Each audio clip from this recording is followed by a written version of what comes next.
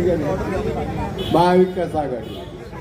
आणि त्यामुळं आपणही सर्वजण मोठ्या संख्येने या ठिकाणी उपस्थित राहिलो. स्वर्गीय बाळासाहेबांचे विचारही या निमित्ताने आपण सर्वजण ऐकत आहात. आणि या बागलपट्टीच्या राजाच्या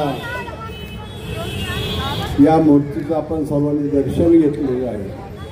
मी आपल्या सर्वांच्या वतीने श्री गणेशाला नमस्कार करतो आणि या ठिकाणी या सर्व कार्यक्रमाला आपल्या सर्वांच्या वतीने शुभेच्छा देतो आणि थांबतो.